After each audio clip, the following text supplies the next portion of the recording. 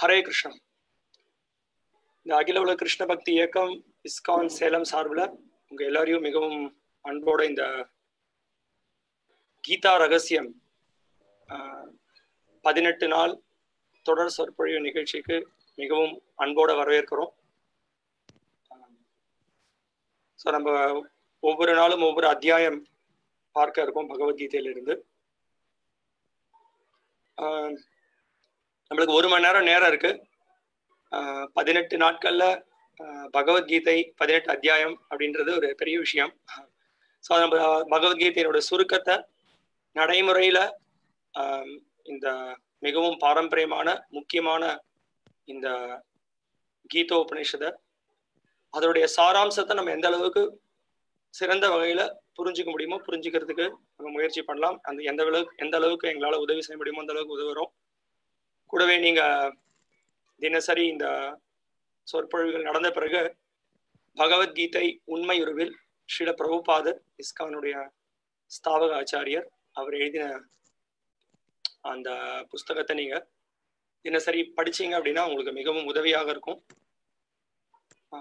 அது மட்டும் இல்லாம நம்ம இங்க வேற என்ன பண்ண போறோம் அப்படின்னா, இப்போ நீங்க ஏதாவது ஒரு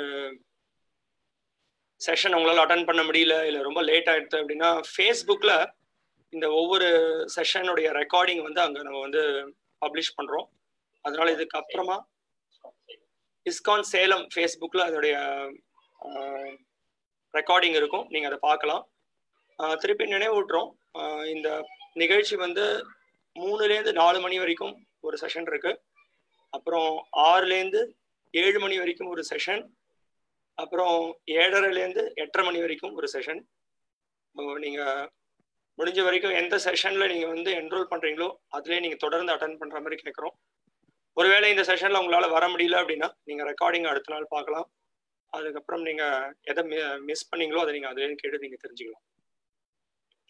அப்புறம் பொதுவாக உங்களுக்கு ஏதாவது கேள்விகள் சந்தேகங்கள் இந்த உபன்யாசம் நடக்கும்போது இருந்தது அப்படின்னா தயவுசெய்து அதை நீங்கள் நோட் பண்ணி வச்சுக்கோங்க. கடைசி 10 நிமிஷம் நம்ம 10 நிமிஷம் நம்ம அந்த நேரத்தை ஒதுக்குறோம் உங்களுக்கு கேள்வி பதிலுக்கு. அது மட்டும் இல்லாமல் நீங்கள் சேட் உபயோகப்படுத்தலாம். சேட் உபயோகப்படுத்தியும் நீங்கள் சில கேள்விகள் கேட்கலாம், அதற்கு பதில் சொல்ல முயற்சி பண்ணுறோம். அது தவிர உங்களுக்கு வேறு ஏதாவது சந்தேகங்கள் எதாவது இருந்ததுன்னா நீங்கள் கடைசியில் கேட்கலாம். ஸோ நான் ஒரு 2 நிமிஷம் கழித்து நான் உங்கள் எல்லாரையும் மியூட் பண்ணிவிடுவேன்.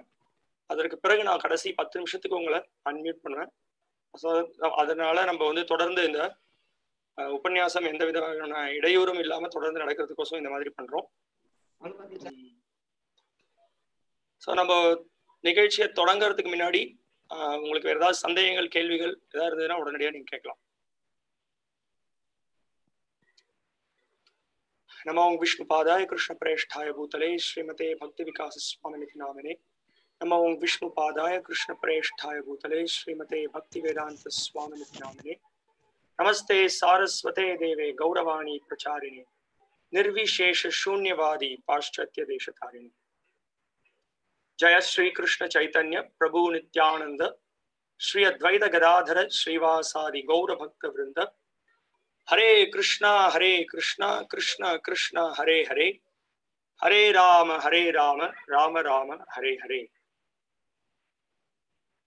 கீதா ரகசியம் என்று அழைக்கக்கூடிய இந்த தொடர் சொற்பொழிவு கீதையின் ரகசியம், பகவத்கீதையின் ரகசியம் அப்படின்றது என்னன்றது நம்ம புரிஞ்சிக்க இருக்கும் இந்த 18 நாட்கள்ல. அதற்கு முன்னாடி இன்னொரு ஒரு விஷயம் முன்னாடி நான் சொல்லியிருந்தேன். சில பேர் இந்த எப்படி இந்த கீதா பயிற்சி முடிஞ்ச உடனே அந்த சர்டிஃபிகேட்டை பெறுறது அப்படின்றதுக்கு தெரிஞ்சுக்கிறதுக்கு ஆவலா இருக்கீங்க. ஸோ நம்ம நடுவில் ஒரு 6 அத்தியாயம், ஒவ்வொரு 6 அத்தியாயத்துக்கு இடையில சில கேள்விகள் நம்ம கேட்க இருக்கோம். அதை நம்ம நம்மளுடைய வாட்ஸ்அப்பில் அந்த கேள்விகளை நம்ம பப்ளிஷ் பண்ணுவோம். நீங்கள் அதற்கான ரொம்ப எளிமையான கேள்விகள் நீங்கள் வெறும்னா அந்த உபன்யாசத்தை கவனிக்கிறதன் மூலமாக உங்களால் அதை பதில் சொல்ல முடியும். தொடர்ந்து நீங்கள் அதில் பங்கேற்று அதில் நீங்கள் உங்களோட பதில் அளிச்சிங்க அப்படின்னா அது உங்களுக்கு மிகவும் உதவிகரமாக இருக்கும். கடைசியில் நீங்கள் இந்த சர்டிஃபிகேட் ஆன்லைன் சர்டிஃபிகேட்டை பெறறதுக்கு. ஸோ இப்போ நம்ம இந்த பகவத்கீதை ரகசியம் இதை பற்றின ஆழ்ந்த கருத்துக்களை நம்ம மிகவும் முக்கியமான பகவத்கீதையை வெளிப்படுத்தக்கூடிய உண்மை உருவில் அப்படின்ற புஸ்தகத்தை அடிப்படையாக கொண்டுதான் நம்ம வந்து இந்த 18 நாள் தொடர் சொற்பொழிவை பேச இருக்கோம்.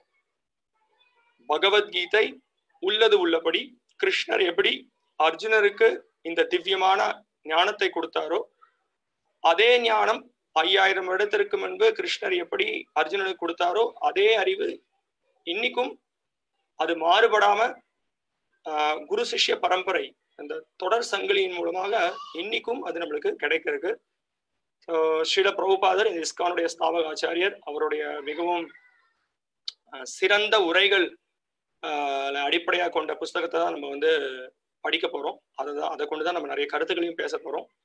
அதனால நான் முதலே உங்க எல்லாருக்கும் அறிவிக்கிறேன், நீங்க பகவத்கீதை உண்மை உருவில் புஸ்தகத்தை நீங்க யார்கிட்ட இல்லையோ அதை நீங்க வந்து வாங்கி படிக்கலாம். சில பேருக்கு வந்து ஆன்லைன்லயும் அந்த புஸ்தகம் தமிழ்லயும் அவைலபிளா அது வந்து உங்களுக்கு இருக்கு. யாருக்காவது உங்களுக்கு லிங்க் வேணும்னா நான் அப்புறமா உங்களுக்கு அனுப்புறேன். நீங்க அந்த லிங்க் உபயோகப்படுத்தி நீங்க டவுன்லோட் பண்ணிக்கலாம். மற்றபடி நம்ம வகுப்புல நடக்கிற விஷயங்களையும் நீங்க கேட்கறதின் மூலமா நீங்க தெரிஞ்சுக்கலாம். இப்போ இந்த பகவத்கீதை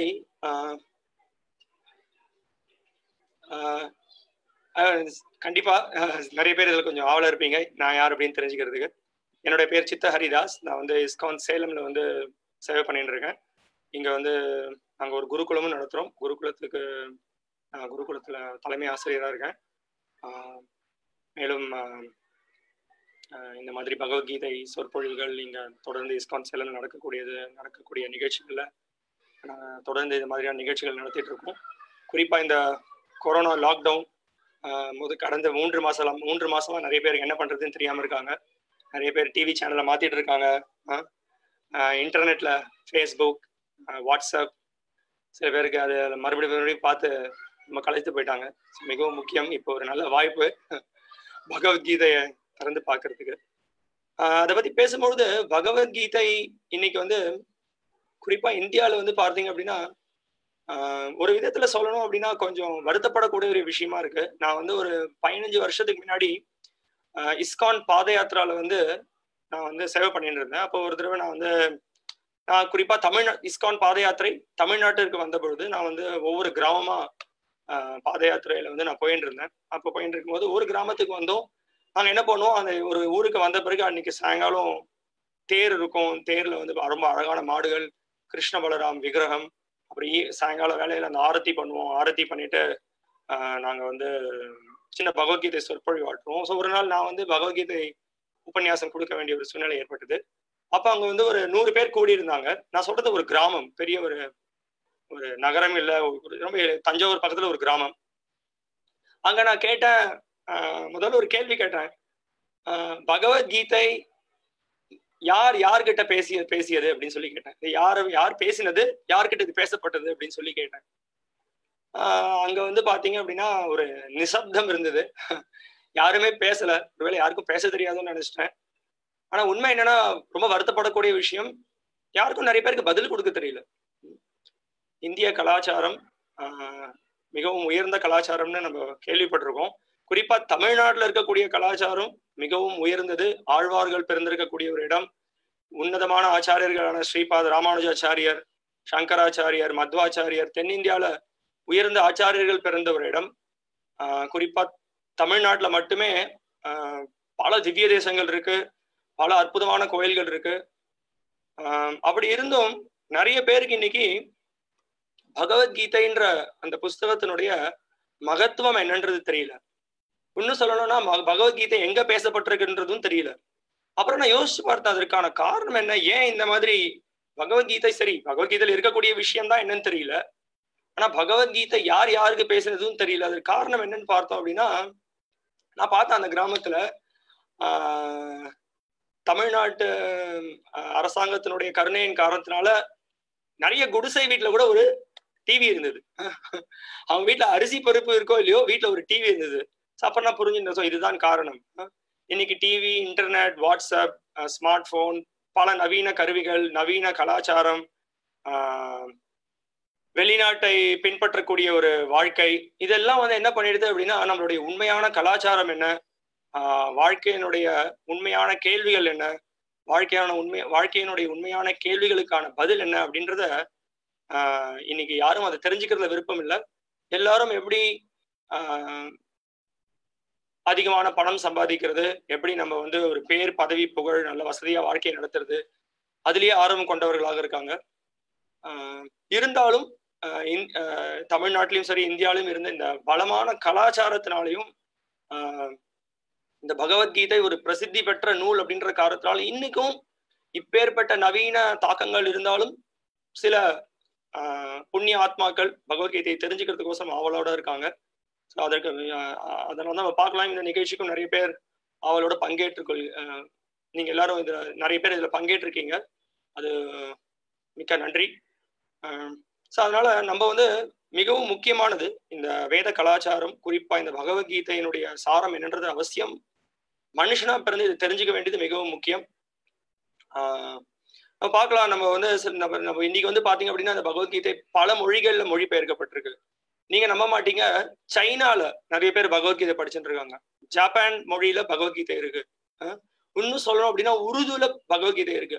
ஆப்பிரிக்கா, அரேபிய நாடுகள்ல பகவத்கீதை மக்கள் படிக்கிறாங்க. ஆனா நம்ம வந்து பாரத நாட்டுல பிறந்து தமிழ்நாட்டுல இவ்வளவு கலாச்சாரம் இருந்தும் பகவத்கீதை என்ன அப்படின்னு தெரிஞ்சுக்கல அப்படின்னா அது வந்து மிகவும் ஒரு வருத்தப்படக்கூடிய ஒரு விஷயம். அது மட்டும் இல்லாம நீங்க யோசிச்சு பார்க்கணும், நம்மளுக்கு பகவத்கீதையை பத்தி ஒன்றும் தெரியல, அப்ப நம்மளுக்கு குழந்தைகள், நம்மளுக்கு வரக்கூடிய வம்சம், அவங்க யாருக்குமே பகவத்கீதை பத்தி ஒன்றும் தெரியாம போயிடும். அப்புறம் அதனுடைய விளைவு என்ன ஆகும்னா நம்ம மறுபடியும் இந்த பௌதிக உலகத்துல தொடர்ந்து துன்பத்தை அனுபவிக்க வேண்டிய ஒரு சூழ்நிலை ஏற்படும். அதனால அப்படிப்பட்ட ஒரு சூழ்நிலையிலேருந்து விடுவிக்கிறதுக்கோசரம் நம்மளும் இப்படிப்பட்ட ஒரு முயற்சியில ஈடுபடுறோம். இந்த பகவத்கீதையினுடைய திவ்யமான இந்த அறிவை வந்து மக்கள் பெறணும், அதை பெற்று வாழ்க்கையை மேம்படுத்திக்கணும் அப்படின்றதுதான் இந்த தொடர் சொற்பொழியினுடைய குறிக்கோள். நம்ம இந்த பகவத்கீதையை பத்தி பேசுறதுக்கு முன்னாடி ஒரு சில கருத்துக்கள் உங்க எல்லாருக்கும் நிறைய பேருக்கு தெரிஞ்சிருக்கும். கண்டிப்பா நிறைய பேர் சோப்ராவோட சீரியல் பார்த்திருப்பீங்க, மகாபாரதம். இன்னைக்கு மகாபாரதம் படிச்சவங்கன்னு பார்த்தோம் அப்படின்னா மகாபாரதம் புஸ்தகத்தை படிச்சவங்க பார்த்தீங்கன்னா மிகவும் அரிதானவர்களா இருப்பாங்க. ஆனா டிவி சீரியல் நிறைய பேர் பார்த்திருப்பீங்க. ஏன்னா அறகுறையா சில கதைகள் தெரிஞ்சிருக்கும், அதுல பல தவறான கருத்துக்களும் உண்டு.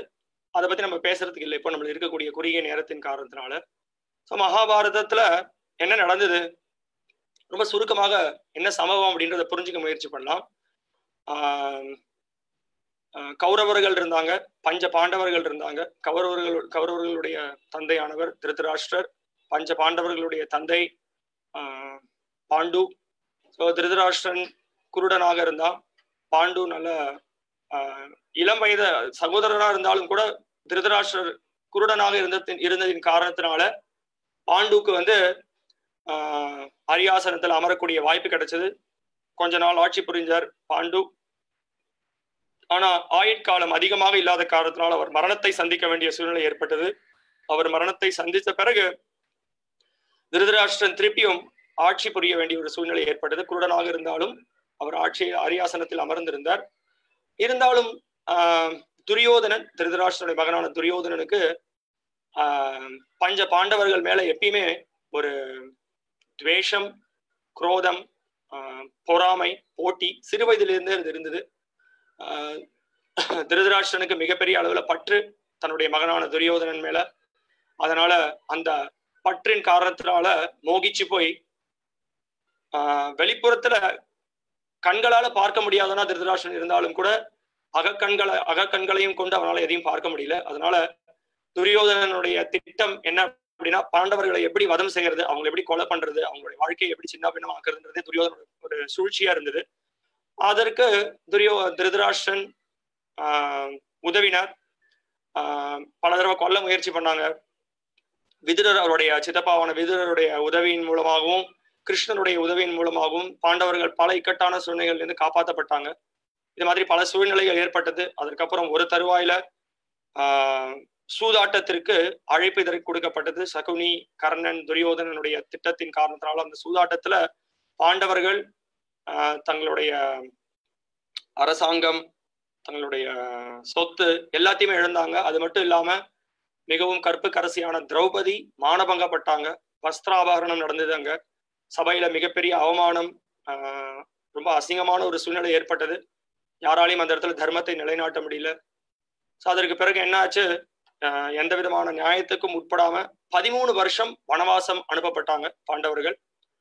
13 வருஷம் வனவாசத்திற்கு பிறகு ஒரு வருஷம் அந்த அஜ்ஞான வாசமும் இருந்தது, மறைந்திருக்க வேண்டிய சூழ்நிலை இருந்தது. அதெல்லாம் மிகவும் பலவிதமான கஷ்டங்களுக்கு உட்பட்டு பாண்டவர்கள் அதெல்லாம் சகிச்சுண்டு மீண்டும் துரியோதனன் கிட்ட இப்போ என்னங்க 14 வருஷத்தினுடைய வனவாசம் முடிஞ்செடுத்து இப்போ எங்களுக்கு வந்து இந்த அரசாங்கத்துல எங்களுடைய பகுதிக்கு ஆட்சி புரியறதுக்கு எங்களுடைய பகுதியை கொடுக்க மாதிரி ரொம்ப பணிவோட பாண்டவர்கள் கேட்டாங்க. ஸோ அப்போ கிருஷ்ணரை தூதுவரை அமைச்சாங்க. கிருஷ்ணர் வந்து மிகவும் பொறுமையுடன் சமத்துவ பேச்செல்லாம் ஏற்படுத்தினார். ஆனா துரியோதனனுக்கு எந்த விதமான விருப்பமும் இல்லை. கிருஷ்ணர் சொன்னார், குறைந்தபட்சம் ஒரு ஊசி முனை நுழையிற அளவுக்கான ஒரு நிலத்தையாவது அவங்களுக்கு கொடுன்னு சொல்லி கிருஷ்ணர் கேட்டார். துரியோதனன் சொன்னா, ஒரு ஊசி முனை நுழையிற அளவு கூட நான் நிலத்தை கொடுக்க மாட்டேன் அப்படின்னா. அப்போ போர் தவிர்க்க முடியாத ஒரு சூழ்நிலையாக ஏற்பட்டது. தர்மத்தை நிலைநாட்டுறதுக்கோசரம் கிருஷ்ணர் போர் புரியறதுக்கு ஆணையிட்டார். உலகமே வந்து கௌரவர்களுடைய ஆட்சியில தான் இருந்தது. அப்புறம் உலகத்துல இருக்கக்கூடிய எல்லா அரசியல் ராஜாக்களும் 2 பிரிவாக பிரிஞ்சாங்க. கௌரவர்களுக்கு ஒரு பிரிவு, அப்புறம் பாண்டவர்கள் பக்கம் சில பேர் இருந்தாங்க. கிருஷ்ணர் இந்த போர்க்களத்துல தான் போரிட மாட்டேன் அப்படின்றத வெளிப்படுத்தினார். ஆனால் நான் வந்து ஆலோசகராக இருந்து உதவி புரிவேன் அப்படின்னு சொல்லி கிருஷ்ணர் சொன்னார். அதே சமயத்துல என்னுடைய எல்லா விதமான படைபலம், என்கிட்ட இருக்கக்கூடிய எல்லா விதமான படைகளையும் நான் கொடுக்க தயாரா இருக்கேன். துரியோதனன் அவனுடைய துர்புத்தியின் காரணத்தினால கிருஷ்ணர்கிட்ட இருந்து தன்னுடைய படை சக்தியை பெற்றுக்கொண்டான். கிருஷ்ணருடைய உதவி தேவையில்லை அப்படின்னு துரியோதனன் முடிவு பண்ணான். அர்ஜுனன் கிருஷ்ணனுடைய சிறந்த பக்தன். கிருஷ்ணரிடம் தன்னை சரணடைகிறதுக்கு முன் வந்து கிருஷ்ணனுடைய உதவியை நாடினர். ஸோ இப்போ வந்து போர் தவிர்க்க முடியாத ஒரு சூழ்நிலையா எடுத்து இப்ப போர்க்களம் தொடங்க போறது. இப்படிப்பட்ட ஒரு சூழ்நிலையில தான் இந்த பகவத்கீதை பேசிருக்கக்கூடிய ஒரு நூல் இது. இப்படிப்பட்ட போர் தொடங்கிறதுக்கு முன்னாடி இந்த பகவத்கீதை பேசப்பட்டிருக்கு. இந்த பகவத்கீதை 5000 வருடங்களுக்கு முன்பு பேசப்பட்டதுன்னு சொல்லப்படுறது. மிகவும் பழமை வாய்ந்த நூல், மிகவும் பழமை வாய்ந்த ஒரு புஸ்தகம். இது வந்து உலகத்துல பல ஆன்மீக புஸ்தகங்கள் இருக்கு. இது இந்துக்களுக்கு மட்டுமான ஒரு புஸ்தகம் கிடையாது. எல்லா உயிர்வாழிகள் மனிதர்களாக பிறந்திருக்கக்கூடிய அனைவரும் கேட்டு பயனடையக்கூடிய ஒரு அற்புதமான ஒரு புஸ்தகம். மிகவும் நடைமுறை வாழ்க்கையில பிரச்சனைகளுக்கு தீர்வை எடுத்துரைக்கக்கூடிய ஒரு புஸ்தகமாக இருக்கு. இதுல இருக்கக்கூடிய கருத்துக்கள் இந்துக்களாக இருக்கட்டும், இஸ்லாமியர்களாக இருக்கட்டும், கிறிஸ்தவர்களாக இருக்கட்டும், எப்பேற்பட்டவர்களுக்கும் இது பொருந்தக்கூடிய கருத்துக்களாக இருக்கு. ஏன்னா இது எல்லாமே ஆத்மான்ற தளத்திலேருந்து பேசியிருக்கக்கூடிய கருத்துக்கள். ஸோ அதை பத்தி நம்ம இந்த கடந்த வரக்கூடிய 18 நாட்கள்ல அதை பத்தி நம்ம பேசலாம். இப்போ நான் ஆரம்பத்துல சொன்னேன், இந்த பகவத்கீதை ரகசியம் அப்படின்னு சொல்லும்போது இது பகவத்கீதை உண்மை உருவில் அப்படின்னு சொல்லி சொன்னேன். அது மட்டும் இல்லாம மிகவும் உயர்ந்த ஆச்சாரியர்களான ஸ்ரீபாத் சங்கராச்சாரியர், ராமானுஜாச்சாரியர், மத்வாச்சாரியர், நிம்பார்க்க சுவாமி போன்ற உயர்ந்த ஆச்சாரியர்கள் எல்லாரும் பாஷ்யங்கள் கொடுத்திருக்கக்கூடிய ஒரு உன்னதமான ஒரு நூல் இது. எல்லா சம்பிரதாயத்தில் இருக்கக்கூடிய ஆச்சாரியர்களும் இதற்கான அறிவுரைகளை கொடுத்திருக்காங்க.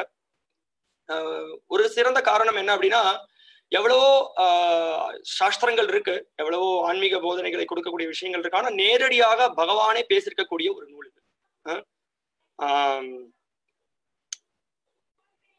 என்ன சொல்லப்பட்டிருக்கு அப்படின்னா, கீத மகாத்மியத்துல சொல்லப்பட்டிருக்கு, கீதாசு கீத கர்த்தவியம் கிமன்யை சாஸ்திர விஸ்தரை யஸ்வயம் பத்மநாபஸ்ய முக பத்ம வினிஸ்ருத. இந்த பகவத்கீதைன்றது கீதாசு கீத கர்த்தம் கிமன்யை, இதை விட ஒரு உயர்ந்த சாஸ்திரம் என்ன இருக்கு?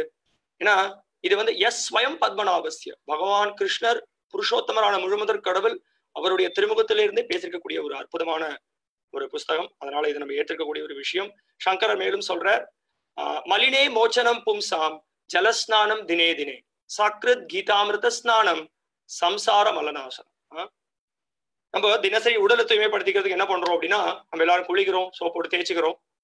புறந்தூய்மை நீரினால் அமையும், அகந்தூய்மை வாய்மையினால் காணப்படும் இல்லையா? அதே மாதிரி சங்கரர் சொல்றார், மலினே மோச்சனம் பும்சாம் ஜலஸ்நானம் தினே தினே சக்ரத் கீதாமிருத ஸ்நானம், கொஞ்சம் பகவத்கீதையினுடைய அறிவை நம்ம கொஞ்சம் பெற்று தினசரி அதை பருகினோம் அப்படின்னா சம்சார மலநாசனம், பிறப்பு இறப்பு அப்படின்ற சுழற்சியில கஷ்டப்படக்கூடிய நம்மளுக்கு அப்படின்ற இந்த அசுத்தத்திலேயே நம்மளுக்கு விடுதலை கிடைக்கும் அப்படின்னு சாஸ்திரங்கள் சொல்லப்பட்டிருக்கு. நம்ம பகவத்கீதையினுடைய முதல் அத்தியாயத்தை தொடங்கறதுக்கு முன்னாடி நம்ம ஓரிரு சில கருத்துக்கள் பகவத்கீதையினுடைய முக்கியத்துவத்தை பத்தி நம்ம பார்க்க இருக்கோம்.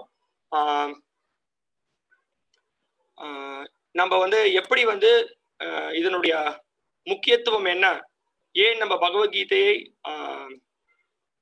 பகவத்கீதை உண்மையுருவில நம்ம கேட்கணும், அதற்கான தேவை என்ன அப்படின்றத பத்தி நம்ம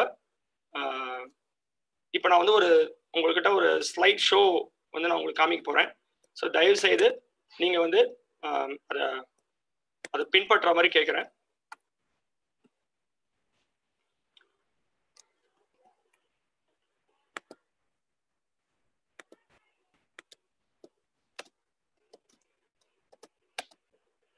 பகவத்கீதை உண்மையுருவில் ஏற்கனவே நான் சொன்னேன், ஸ்ரீல பிரபுபாதர் இந்த இயக்கத்துடைய ஸ்தாபக ஆச்சாரியர், அவருடைய அற்புதமான உரைகள் நிறைந்த புஸ்தகம். அதை தான் நம்ம இந்த 18 நாட்களும் அந்த புஸ்தகத்தை அடிப்படையாக கொண்டுதான் நம்ம படிக்க போறோம்.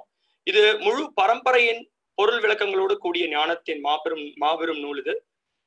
குரு சிஷ்ய பரம்பரை அப்படின்றத பத்தி நம்ம என்னன்றது கேட்கலாம். நம்ம ஏதோ கண்மூடித்தனமான யாரோ தன்னுடைய மனதில் எழக்கூடிய கருத்துக்கள் இல்லாம ஒரு அங்கீகாரம் பெற்ற சம்பிரதாயத்துல வரக்கூடிய உன்னதமான ஒரு ஆச்சாரியருடைய அறிவுரையை கொண்ட நூலை நம்ம சார்ந்து படிக்க போறோம். ஏன் ஸ்ரீல பிரபுபாதருடைய பகவத்கீதையை நம்ம தேர்ந்தெடுத்திருக்கோம் அப்படின்னா, அவர் சொல்றார், இந்த பகவத்கீதை எந்த விதமான கலப்பிடமும் இல்லாம உண்மையுருவில் உள்ளது உள்ளபடி மக்களுக்கு கொடுக்கப்பட்டிருக்கு. அதாவது சொந்த கருத்துக்கள் எதுவும் இல்லாம கிருஷ்ணர் எந்த மனோபாவத்தோட இதை கொடுத்தாரோ அதே மனோபாவத்தோட இது கொடுக்கப்பட்டிருக்கு. பல பகவத்கீதை பலவிதமான நோக்கங்களோட வெளிப்படுத்தப்பட்டிருக்கு. ஆனா இந்த பகவத்கீதை குறிப்பா எந்த விதமான சுய ஆவலும் வெளிப்படுத்தாம பகவத்கீதை உண்மையுருவில் கிருஷ்ணரது நோக்கத்தை வெளிப்படுத்தக்கூடிய ஒரு புஸ்தகமாக திகழப்படுறது. இன்னொரு விஷயம், பகவத்கீதையை புரிஞ்சுக்கிறதுக்கு கிருஷ்ணருடைய பக்தராக இருந்தாலே வழிய பகவத்கீதையை புரிஞ்சிக்க முடியாது.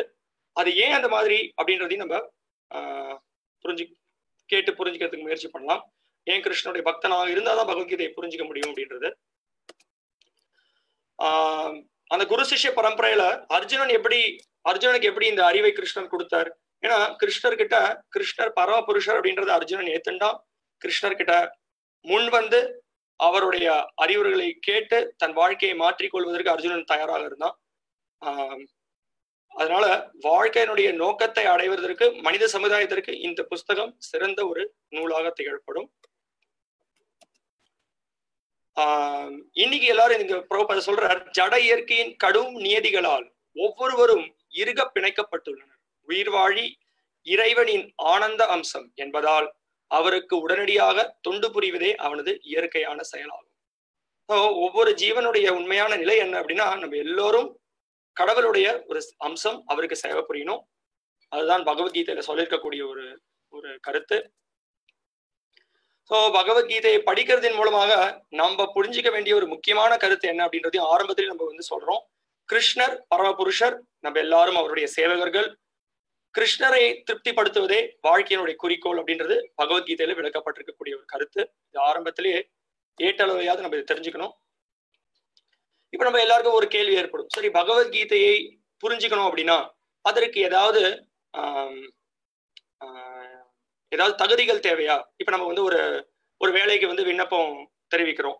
அப்ப அவன் சொல்றான், நீ இந்த டீச்சர் வேலைக்கு நீ வரணும் அப்படின்னா நீ பிஎஸ்சி மேத்ஸ் முடிச்சிருக்கணும், நீ பிஎட் எஜுகேஷன் பண்ணிருக்கணும், 2 வருஷம் உனக்கு அனுபவம் தேவை அப்படின்னு சில உதாரணங்கள்லாம் கொடுக்குறாங்க.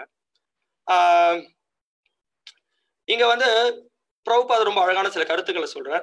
பகவத்கீதையின் உள்நோக்கம் என்ன அப்படின்றத நம்ம தெரிஞ்சுக்கணும்.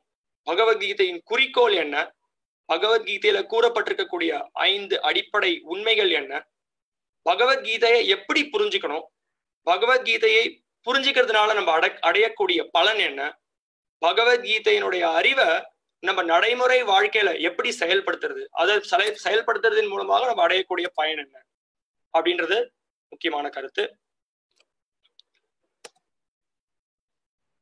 சோ நம்ம முன்னாடியே சொன்ன மாதிரி கிருஷ்ணர் பரமபுருஷர் அப்படின்றது முக்கியமான கருத்து. பகவத்கீதை கிருஷ்ணர் நேரடியான தொடர்புடைய அர்ஜுனை போன்ற ஒரு பக்தனால் தான் புரிந்து கொள்ள முடியும். பக்தி தொண்டு புரிவதின் மூலமாகவே நம்மால் கிருஷ்ணரை புரிந்து கொள்ள முடியும். எப்படி பகவான் கிருஷ்ணர் யாருன்றதை தெரிஞ்சுக்கிறது, யார் இந்த உலகத்தை படைத்தவர், பராமரிப்பவர், இன்பத்தை அனுபவிப்பவர் யாருன்றது எப்படி புரிஞ்சுக்கிறது அப்படின்னா, நம்ம இந்த பக்தி தொண்டு பயிற்சியின் மூலமாக. பக்தி தொண்டுனா என்ன, அதை பத்தி நம்ம வரக்கூடிய தொடர் சொற்பொழிவுல பேச இருக்கும். இருந்தாலும் இது ஏற்றளவுல இந்த கருத்துக்களை நம்ம ஆரம்பத்துல தெரிஞ்சுக்கிறதுன்றது மிகவும் சிறந்தது.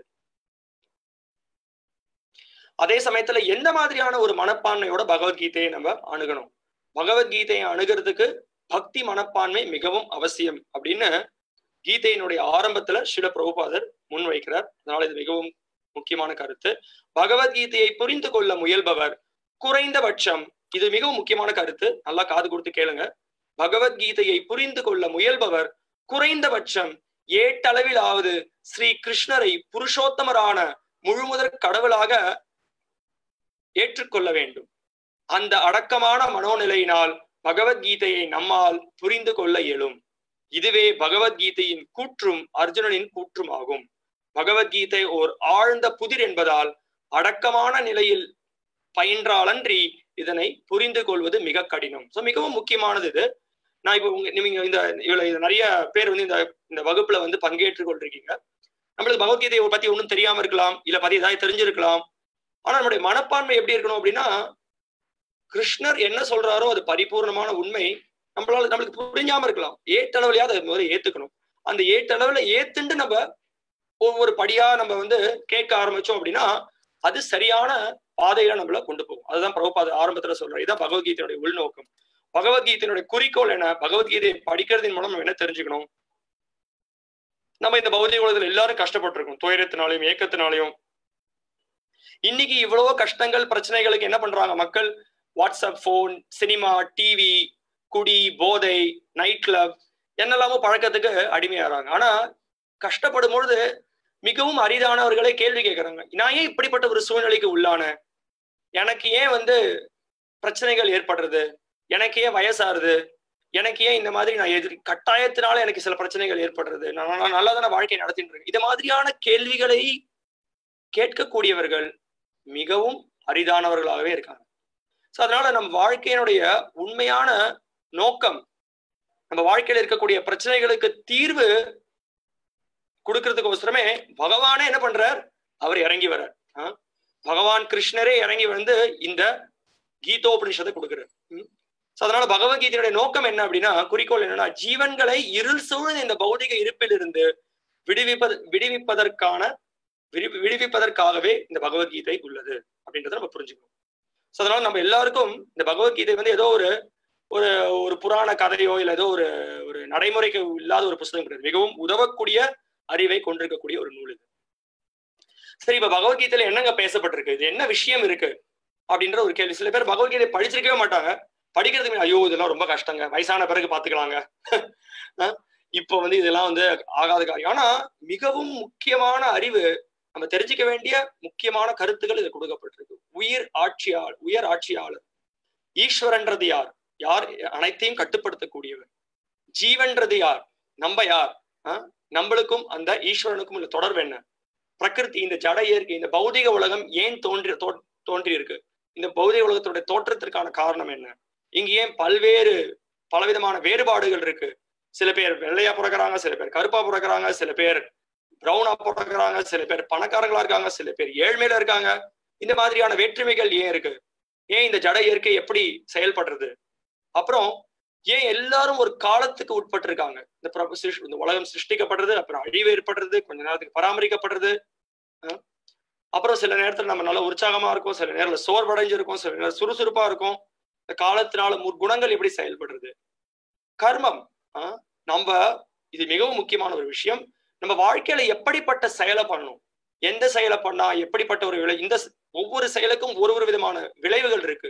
எந்த செயல் நல்ல செயல், எந்த செயல் தீய செயல், எந்த செயல் உயர்ந்த செயல், இதெல்லாம் நம்ம தெரிஞ்சுக்கணும். இந்த விஷயங்களை தான் கிருஷ்ணர் கீதையில எடுத்து வைக்கிறார். இப்போ ஏன் நம்ம இப்போ இந்த விஷயங்களை பத்தி பேசணும், பல பிரச்சனைகள் இருக்கு, கஷ்டங்கள் இருக்கு, பிறப்பு இறப்பு முதுமை நோய்ங்கிற சில விஷயங்கள் இருக்கு. இதற்கெல்லாம் பதில் நம்ம ஏன் பகவத்கீதையிலேருந்து தேடணும்? வேற எங்க ஏதாவது தேடலாமே, இல்ல மத்தவங்க சொல்லக்கூடிய கருத்து ஏதாவது கேட்கலாமே, ஏன் பகவத்கீதையிலேருந்து கேட்கணும்? பகவத்கீதையிலேருந்து கேட்கறதுக்கான காரணம் என்ன அப்படின்னா, எல்லா விதமான சந்தேகங்களுக்கும் அப்பாற்பட்ட ஒரு நூல் இது.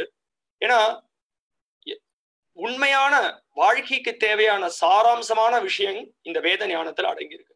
வேதங்கள் பாத்தீங்க அப்படின்னா, வேதம் சொன்னாலே அறிவுன்னு அழைக்கப்படுறது. சாக்ஷாத் பகவான் கிருஷ்ணரே அந்த அறிவை கொடுக்கிறார். நான் ஏற்கனவே சொன்னேன், ஏட்டளவிலையாவது நம்ம கிருஷ்ணரை பரமபுருஷரா ஏத்துக்கணும் அப்படின்னு. ஸோ பகவான் கிருஷ்ணர் நம்ம பரமபுருஷரா ஏத்துக்கும் பொழுது அவர் நம்மளுக்கு தீர்வுகளை கொடுக்கிறார். ஸோ அவருடைய தீர்வுகள்ல எந்த விதமான குறைகளும் இருக்காது.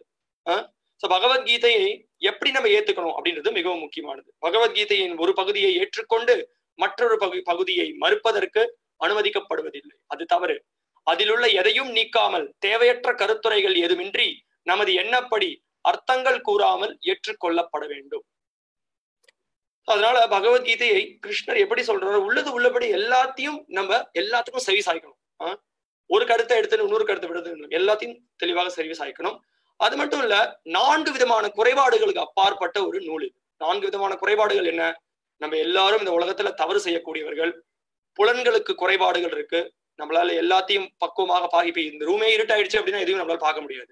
ஸோ புலன்களுக்கு குறைபாடுகள் உண்டு. அப்புறம் ஏமாற்றக்கூடிய தன்மை உண்டு. இதை பத்தி நான் சொல்ல வேணாம், எல்லாருக்குமே தெரியும்.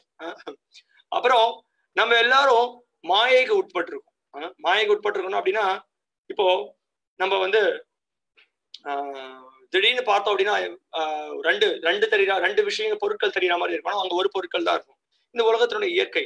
ஆனா இந்த பௌதிக உலகத்தை நம்ம பெறக்கூடிய விஷயங்கள், மனிதர்களால மற்ற உயிர்வாழிகள்கிட்ட கிடைக்கக்கூடிய அறிவு எல்லாருமே இந்த குறைபாடுகள் கொண்டதாக இருக்கு. அதனால நம்ம பகவத்கீதையிலிருந்து கேட்கிறோம், சாஸ்திரங்கள் வேதங்கள்ல இருந்து கேட்கிறோம். ஏன்? அது ஆப்புருஷையா, எந்த விதமான ஒரு புருஷன் இந்த பௌதிக உலகத்தில் இருக்கக்கூடிய புருஷனால பேசியிருக்கக்கூடிய ஒரு நூல் கிடையாது. சாக்ஷாத் பகவான் கிருஷ்ணனால பேசியிருக்கக்கூடிய ஒரு நூல். சரி, இப்ப சரிங்க, இந்த பகவத்கீதை கிருஷ்ணர்கிட்ட இருந்து கேட்கிறேன். இந்த பகவத்கீதையெல்லாம் கேட்டா எனக்கு என்னங்க பயன்? இதனால நான் என்ன பக்குவம், எனக்கு வாழ்க்கையில எனக்கு என்ன பிரயோஜனம் இருக்கு? பகவத்கீதையின் அறிவுரைகளை நாம் பக்குவமாக பின்பற்றினால் நாம் தூய்மை அடைந்து வைகுண்டத்தை சென்று அடையலாம். அப்படின்னா என்ன அர்த்தம்? இந்த பௌதிக உலகம் கஷ்டங்கள் நிறைந்த ஒரு இடம், இங்க பிரச்சனைகள் நிறைந்த ஒரு இடம். ஆனா கிருஷ்ணர் சொல்ற மாதிரி நம்ம வாழ்க்கையை வழிவகுத்தோம் அப்படின்னா நம்ம நிரந்தரமான ஆனந்தமயமான வாழ்க்கையை நாடி அவருடைய தாமத்தை சென்றடைய முடியும். சனாதன ஜீவன்கள் பகவானுடனான தங்களது நித்தியமான சனாதன உறவை மீண்டும் பெற்று சனாதன உலகத்திற்கு திரும்ப முடியும். கட்டுண்ட ஆத்மாக்களை மீட்பதற்காக பகவான் தானே பல்வேறு அவதாரங்களாக வருகிறார். மிகவும் கருணையோட பகவானே இறங்கி அறிவுரைகளை கொடுக்கிறார், கீதையை கொடுத்திருக்கார், ஆச்சாரியர்கள் மூலமா நம்மளுக்கு வழிகாட்டுதல் கொடுக்கிறார்.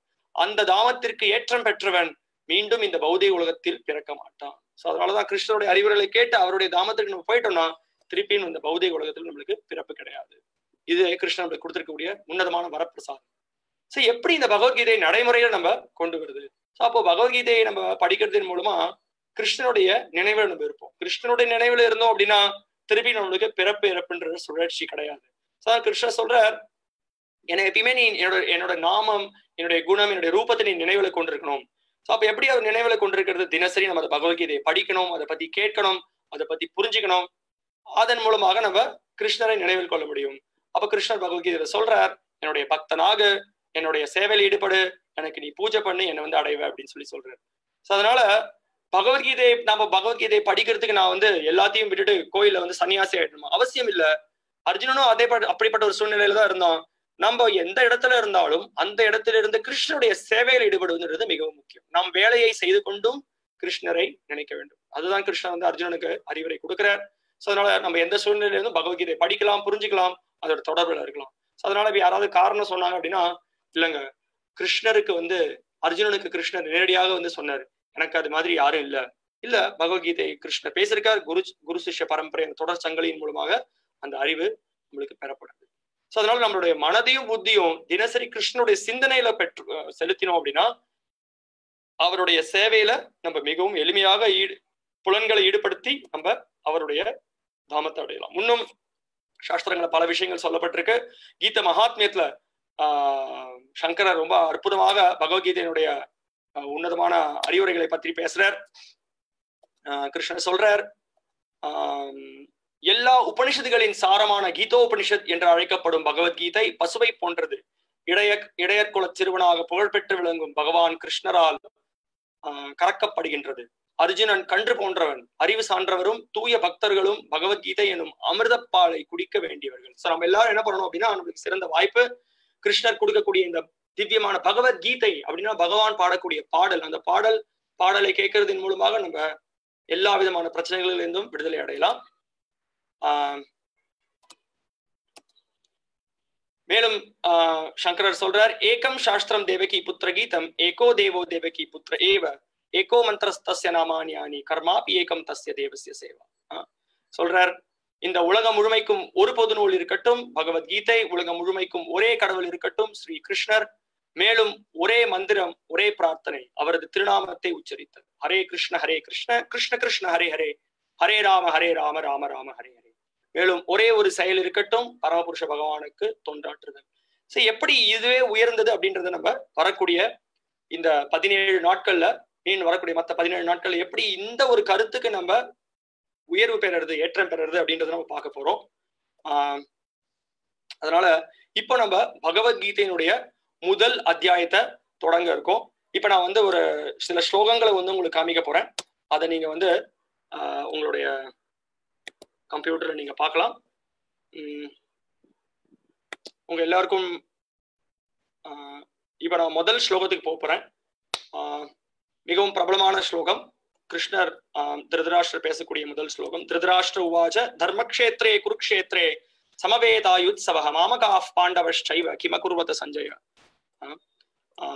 திருதராஷ்டிரர் கூறுகிறார், சஞ்சயனே, போர் புரியும் விருப்பத்துடன் தர்மக்ஷேத்திரமான குருக்ஷேத்திரத்தில் ஒன்று கூடிய என் மகன்களும் பாண்டுவின் மகன்களும் என்ன செய்தனர்?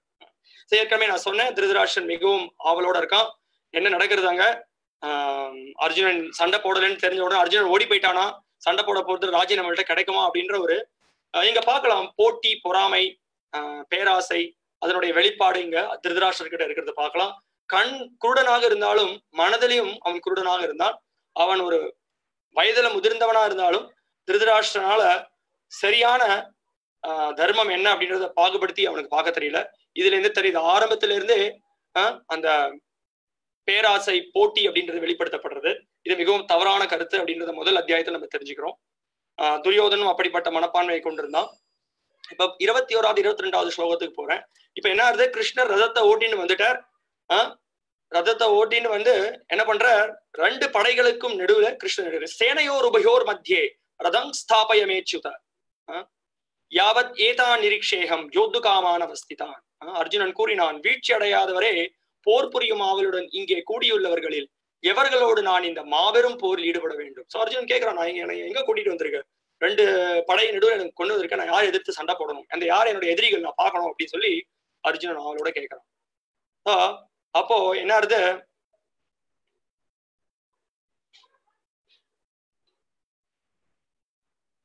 சோ அர்ஜுனன் ரொம்ப பயங்கர தைரியசாலி, பலசாலி, ஒரு மிகப்பெரிய ஒரு வீரன். அப்படிலாம் இருந்தாலும் எழுத்தாப்புல அவருடைய உறவினர்களான பீஷ்மர், துரோணர் மற்றும் கிருபாச்சாரியார் மற்றும் எல்லாரும் பார்த்த உடனே என்ன ஆகுது, பலகீனமானவனா ஆயிடுறான் அர்ஜுனன். அர்ஜுனனுடைய அங்கங்கள் நடுங்கிறது, வாய் உலர்ந்து போறது, பேச முடியல, காண்டிவத்தை தூக்க முடியல. அப்படிப்பட்ட ஒரு சூழ்நிலை, மிகவும் இக்கட்டான ஒரு சூழ்நிலை இருக்கான் அர்ஜுனன். வேபதுஷ்ட ஷரீரேமே ரோமஹர்ஷஷ்ட ஜாயதே காண்டீவம் ஸ்ரம்சதே ஹஸ்தாத் பக்ஷைவ பரிதஹ்யதே. என் உடல் முழுவதும் நடுங்குகின்றது, மயிர் கூச்செறிகின்றது, என் வில்லான காண்டீவம் கையில் இருந்து நழுவுகின்றது, தோல் எரிகின்றது. இப்படிப்பட்ட சூழ்நிலை நம்மளோட வாழ்க்கையிலும் நிறைய தடவை நம்மளோட நெருங்கிய உறவினர்கள் கிட்ட ஏதாவது அசம்பாவிதம் ஆயிடுது அப்படின்னா, இல்ல ஏதாவது பிரச்சனைகள் ஆயிடுது அப்படின்னா, இல்ல ஏதாவது சண்டை ஏற்பட்டுடுது அப்படின்னா, அப்படிப்பட்ட ஒரு வருத்தத்தை நம்மளும் அனுபவிக்கிறதுன்றது கண்கூட நம்ம வாழ்க்கையில பாக்குறோம். ஸோ அதனால இது இதே ஒரு சூழ்நிலைக்கு அர்ஜுனனும் அப்படிப்பட்ட ஒரு சூழ்நிலையை சந்திக்க வேண்டிய ஒரு நிலைமை ஏற்பட்டது. அப்போ அர்ஜுனன் சொல்றான், இப்படிப்பட்ட இவங்களை எதிர்த்து நான் சண்டை போடுறதுன்றது சாத்தியம் இல்லைன்னு நினைக்கிறேன். என்னால இதெல்லாம் முடியாது அர்ஜுனா. கிருஷ்ணா, என்னால இந்த போர்க்களத்துல சண்டை போட முடியாது. மிகவும் உயர்ந்த வீரர்களான இப்பேற்பட்ட என்னுடைய பீஷ்மர், துரோணர், கிருபாச்சாரி இவங்களோட நான் சண்டை போட்டு அவங்களுடைய ரத்தத்துல எனக்கு அப்படிப்பட்ட ஒரு ராஜ்யம் வேணாம். கிம்னோ ராஜ்யேன கோவிந்தா அப்படின்னு சொல்லி அர்ஜுனன் வந்து கிருஷ்ணர் கிட்ட சொல்றான். இப்ப அர்ஜுனன் சொல்லக்கூடிய சூழ்நிலை எப்படி இருக்கு அப்படின்னா, கிருஷ்ணர் சொல்றார் நீ சண்டை போடு அப்படிங்கிறார்.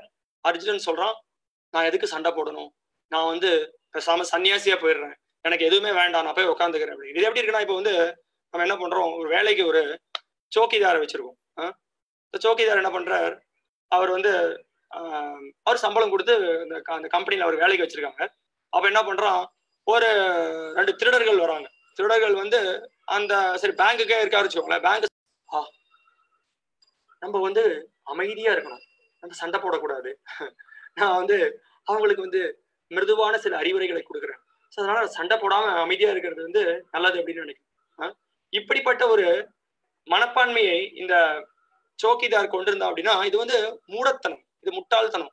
ஏன்னா அவனுக்கு சம்பளம் கொடுத்து அவனுடைய தர்மமே என்ன அப்படின்னா இவங்களை இப்படிப்பட்ட திருடர்கள் பகைவர்களை எதிர்த்து அவன் தர்மத்தங்க நிலைநாட்டணும், பாதுகாப்பு கொடுக்கணும். ஸோ அதனால அர்ஜுனன் வந்து அறியாமையின் காரணத்தினால மிகவும் ஒரு இக்கட்டான சூழ்நிலைக்கு உட்பட்டான். பலவிதமான கஷ்டமான சூழ்நிலைகள் அர்ஜுனனுக்கு ஏற்பட்டது. குழம்பிய நிலையில இருந்தான் அர்ஜுனன். அதே சமயத்துல அந்த குழம்பிய நிலையில இருந்தாலும் அந்த அறியாமையில பல காரணங்களை அர்ஜுனன் சொன்னான். நான் இவங்களெல்லாம் எதிர்த்து சண்டை போட்டேன் அப்படின்னா பல பேரை நான் கொலை பண்ண வேண்டியிருக்கும், பல பேரை கொலை பண்ணேன் அப்படின்னா எனக்கு வந்து பாவம் வந்து சேரும், பாவம் வந்து சேர்றதுனால எனக்கு எந்த விதமான நற்கதியும் அடைய மாட்டேன், நரகத்தையே சென்று அடைவேன். அது மட்டும் இல்ல எவ்வளோ பேர் எவ்வளோ ஸ்திரீகளுடைய கணவன்கள் இழந்து போயிடுவாங்க, கணவர்கள் எல்லாம் இழந்து போனாங்க அப்படின்னா அந்த குலம் தழைக்காது, குலத்துல களங்கம் ஏற்படும், குலம் அழிவடையும், குலதர்மம் அழிவடையும். குலதர்மம் அழிவடைந்தது அப்படின்னா அந்த வம்சத்துல தர்மம் நிலைநாட்டப்படாது, அதர்மத்துல எல்லாரும் ஈடுபட ஆரம்பிச்சிருவாங்க அப்படின்னு ரொம்ப அழகான காரணத்தை அர்ஜுனன் சொல்றான். அதுக்கப்புறம் மட்டும் இல்லாம சொல்றான் வர்ண சங்கரம் ஏற்படும் அப்படி சொல்றான். இது மிகவும் அற்புதமான கருத்து. ஏன்னா அந்த போர்க்களத்துல எல்லா பெண்களும் பாதுகாப்பு இழந்துருவாங்க, போர்க்களத்துல அந்த கணவர்கள்லாம் இழந்துட்டாங்க அப்படின்னா இப்ப வர்ண சங்கரம் ஏற்பட்டதுன்னா அதுக்கப்புறம் அந்த ராஜ்யமே வீணாய் போயிடும், அதனால நான் சண்டை போட மாட்டேன் அப்படின்னு ஒரு புத்திசாலித்தனமான சில காரணங்கள் எல்லாம் வந்து முன்வைக்கிறான் அர்ஜுனன். அதுக்கப்புறம் இன்னொரு ஒரு விஷயத்தையும் சொல்றான் அர்ஜுனன். அது மட்டும் இல்லாம நான் தர்ம சாஸ்திரங்கள்லாம் படிச்சிருக்கேன். அர்ஜுனன் வந்து பாத்தீங்க அப்படின்னா ஒரு பெரிய பண்டிதன், சத்திரியனாகவே இருந்தாலும் கூட வில்வித்தையில சிறந்தவன், புலனடக்கத்துல சிறந்தவன், மன அடக்கத்துல சிறந்தவன், பாகுபடுத்தி பார்க்கக்கூடிய விஷயங்கள்ல சிறந்தவன், அப்படிலாம் இருந்தாலுமே கூட தர்ம சாஸ்திரங்கள்லாம் படித்திருக்க கூடியவன். அப்போ அர்ஜுனன் சொல்றான் அப்போ இவங்க எல்லாருக்கும் புத்திரர்கள் யாரும் இருக்க மாட்டாங்க, யார் வந்து பிண்டம் சங்கரோ நரகை குலஜானம் குலசியச்ச லுப்த பிண்டோதக கிரியாகன்னு சொல்ற, யார் பிண்டத்தை அர்ப்பணிப்பாங்க, இவங்களுக்கு யாரும் பிண்டமும் கொடுக்க மாட்டாங்க, நீரும் கொடுக்க மாட்டாங்க, அது ஒரு பெரிய பாவத்தை கொண்டு வந்து கொடுக்கும், அதனால இந்த பாவத்தெல்லாம் நான் ஏத்துக்கிறதுக்கு தயாரா இல்லை அப்படின்னு சொல்லி அர்ஜுனன் இன்னொரு காரணம் சொல்றான். கடைசியில அர்ஜுனன் சொல்றான் இந்த குடும்ப பண்பாட்டை அழித்து தேவையற்ற குழந்தைகளை தோற்றுவிக்கும் தீயவர்களின் செயல்களால் அனைத்து வித ஜாதி தர்மங்களும் குல தர்மங்களும் அழிவுறுகின்றன, இது எல்லாமே அழிஞ்சு போயிடும். இப்படியெல்லாம் இவ்வளோ ஒரு காரணங்கள் இருக்கக்கூடிய இந்த சூழ்நிலையில நான் இப்படிப்பட்ட ஒரு போர்க்களத்துல ஈடுபடணுமா அப்படின்னு சொல்லி அர்ஜுனன் மிகவும் தெளிவான இந்த கேள்வியை கேட்கிறான்.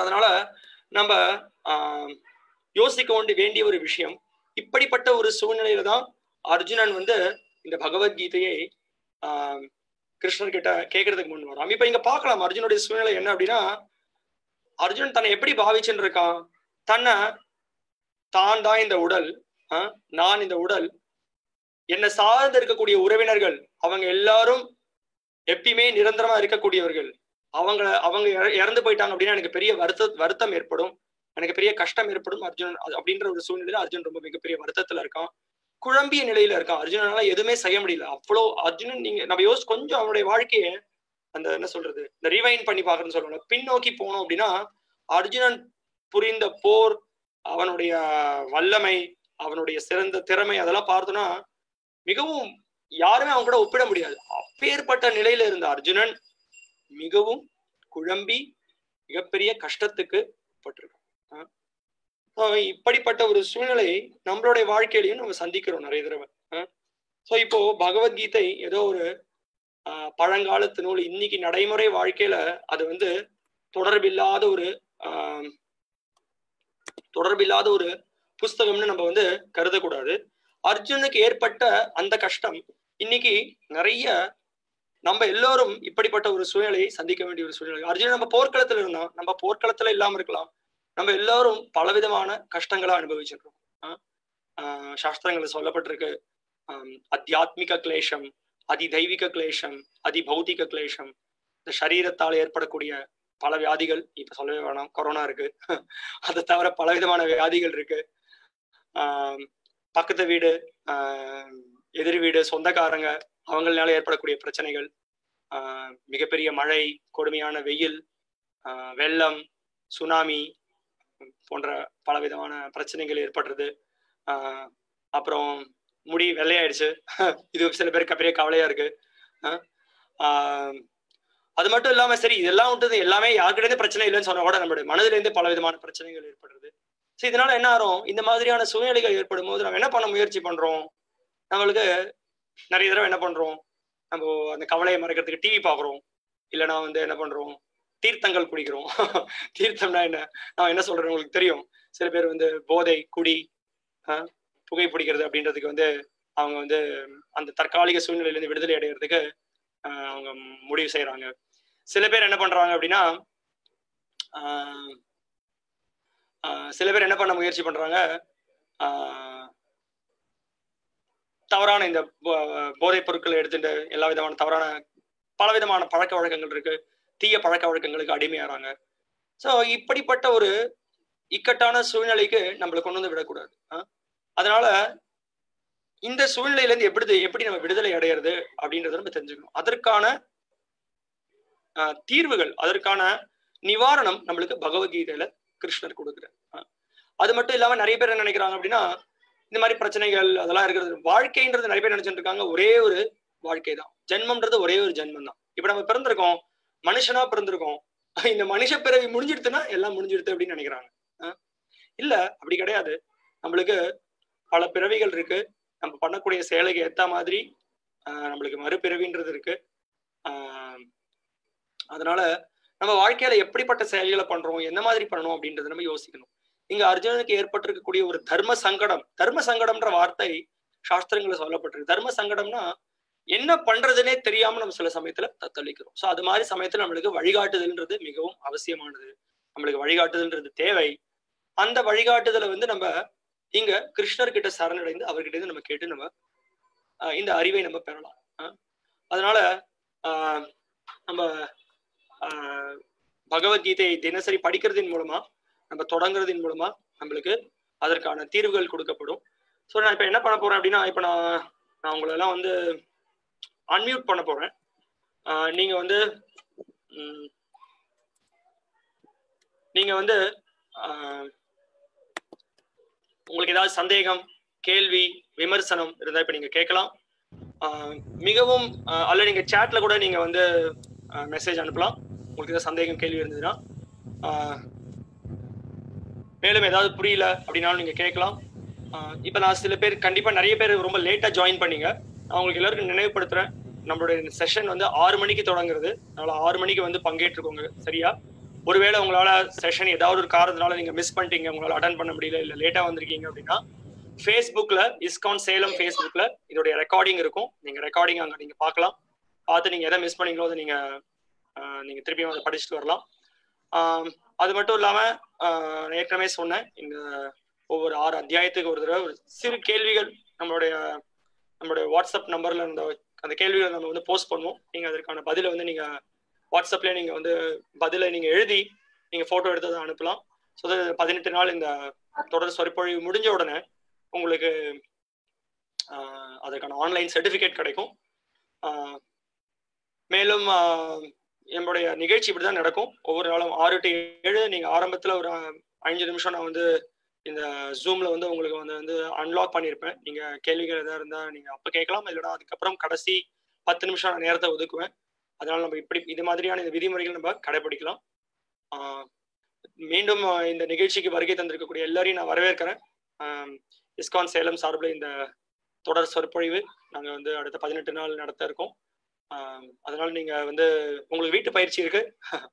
வீட்டு பயிற்சி ரொம்ப எளிமையான பயிற்சி. நீங்க நான் முன்னாடியே சொன்ன மாதிரி இந்த பகவத்கீதை உண்மை இருவில் உங்கள்கிட்ட இந்த புஸ்தகம் இருந்ததுன்னா தயவு செய்து இந்த புஸ்தகத்தை படிக்கிற மாதிரி ஆரம்பத்திலேருந்து நீங்க படிக்கலாம். அறிமுகத்திலேருந்து நீங்க படிக்கிற மாதிரி பணியோட கேட்குறேன். இல்லைன்னா நீங்க வந்து ஆன்லைன்லேருந்து நீங்க டவுன்லோட் பண்ணலாம். அதற்கான ஆன்லைன்ல எங்க இருக்கும் அப்படின்றதையும் நான் உங்களுக்கு மெசேஜ் பண்றேன் அப்புறமா. இப்போ உங்களுக்கு ஏதாவது கேள்விகள் சந்தேகங்கள் இதாக இருந்தால் நீங்க கேட்கலாம். அப்புறம் நீங்க வந்து அஃப்கோர்ஸ் இது கட்டாயம் கிடையாது. உங்களுக்கு வேணும்னா நீங்க வந்து உங்களுடைய நீங்க வந்து ஜூம்ல வந்து நீங்க யார் அப்படின்றது நான் உங்களுடைய முகத்தை நான் பார்க்கறதுக்கு விரும்புறேன். குறிப்பா ஆண்கள் நீங்க காமிக்கலாம், பெண்களாக இருக்கக்கூடிய உங்களுடைய சொந்த விருப்பம், எந்த கட்டாயமும் இல்லை. அதே சமயத்துல இந்த மியூட் எப்படி ஒர்க் ஆகுதுன்றது தெரிஞ்சுன்னு நீங்க அதை வந்து பின்பற்ற மாதிரி பணியோடு கேட்டுக்கிறோம். உங்களுக்கு ஏதாவது சந்தேகம் கேள்வி ஏதாவது இருந்தா நீங்க கேட்குற மாதிரி பணியோட நான் கேட்குறேன். ஹரே கிருஷ்ணா பிரபுஜி, தண்டவாத். எஸ் பிரபு, ஹரே கிருஷ்ணா. பிரபுஜி, நீங்க வந்து இப்போ இந்த ஸ்லைட்ஸ் எல்லாம் வந்து போடுறீங்கன்னா இது வந்து எங்களுக்கு வந்து கொடுப்பீங்களா? எப்படி இதுல நாங்க எப்படி அந்த கொஸ்டின் ஆன்சர் ஃபாலோ பண்ணலாம்? இப்போ நாம சில பேசக்கூடிய கருத்துக்களை நீங்க நினைவுல வச்சுக்கோங்க. அதன் மூலமாகவே ரொம்ப எளிமையான கேள்விகள் தான் இதுல இருக்கும். கஷ்டமான கேள்விகள் எதுவும் இருக்காது. ஸோ நீங்க அது நம்ம பேசும்போதே அந்த கருத்துக்களை நீங்க நினைவுல வச்சுட்டீங்கன்னா அதை கொண்டு நீங்க பதில் அளிக்கலாம். அந்த கோர்ஸ் முடிவில் உங்களுக்கு ஏதாவது ஏதாவது சில மெட்டீரியல்ஸ் தேவைப்பட்டது அப்படின்னா அதை நாங்கள் வந்து உங்களுக்கு அனுப்பி வைக்கிறோம். அது மற்றபடி நீங்க பகவத்கீதை உண்மையில் புஸ்தகத்தை படிச்சாலே போறோம். அதுவே உங்களுக்கு மிகவும் உதவக்கூடியதாக இருக்கும். ஓகே, ஹரே கிருஷ்ணா. ஹரே கிருஷ்ணா. ஹரே கிருஷ்ணா. ஹரே.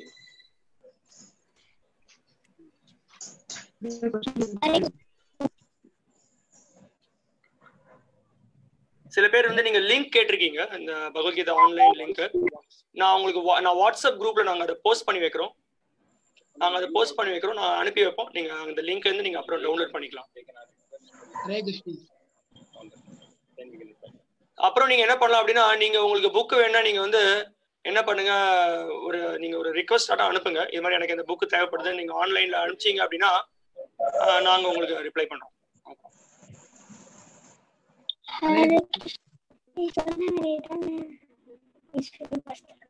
என்ன உங்க கேள்வி என்ன? சரி, இன்னும் 5 நிமிஷம் இருக்கு. நீங்க யாராவது கேள்வி கேட்கற வரைக்கும் நான் இது வரைக்கும் என்னெல்லாம் நம்ம பண்ணோம் அப்படின்றத நான் வந்து இப்ப நினைவுபடுத்துறேன். எஸ், சொல்லுங்க. ஹரே கிருஷ்ணா, சொல்லுங்க. ஹரே கிருஷ்ணா, சொல்லுங்க. ஹரே கிருஷ்ணா. தயவுசெய்து கேள்வி என்னன்னு கேளுங்க.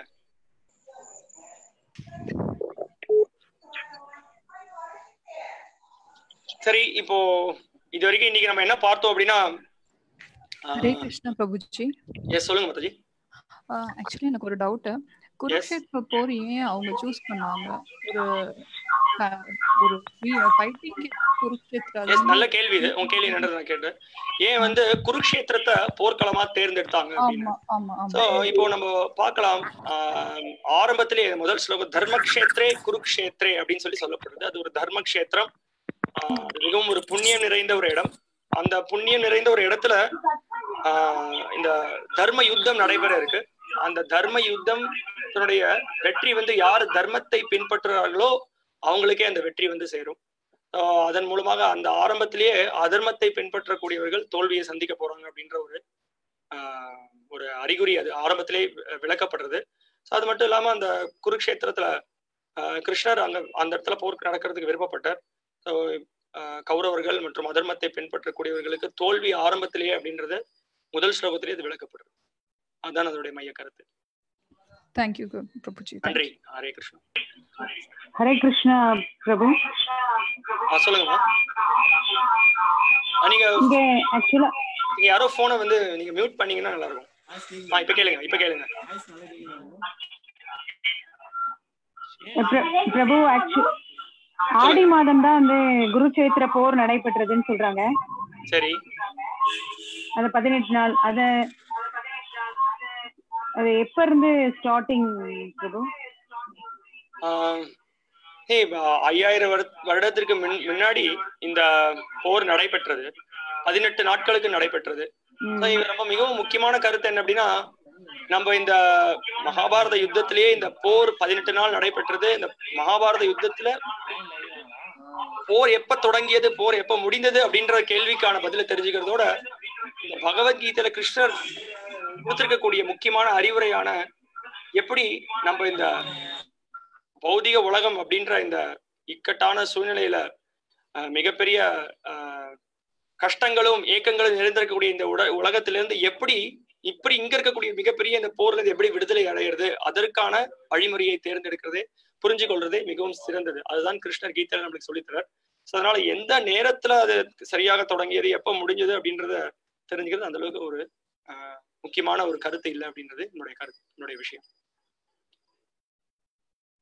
இப்ப மிகவும் நேரம் ஒரு 2 நிமிஷம் தான் இருக்கு. அதனால ஒரு உங்களுக்கு ஏதாவது கேள்வி இருந்தா கேட்கலாம்னு, ரொம்ப மிகவும் ஒரு சின்ன விஷயத்துல நம்ம வந்து உபன்யாசம் முடிக்க இருக்கோம். சொல்லுங்க, கேள்வி என்ன?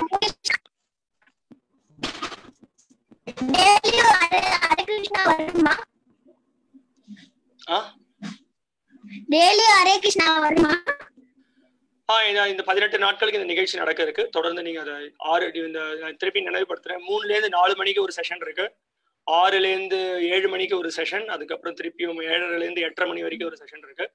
அதனால நீங்க வந்து எல்லாமே வந்து ஒரே விஷயத்தை தான் அந்த எல்லா செஷன்லயும் நீங்க கேட்பீங்க. அதனால நீங்க ஏதாவது ஒரு செஷனை தேர்ந்தெடுத்து தொடர்ந்து அந்த செஷன்லயே நீங்க பங்கேற்றுக் கொள்ற மாதிரி பணியோட கேட்டுக்கோ. வேற ஏதாவது சந்தேகம், கேள்வி?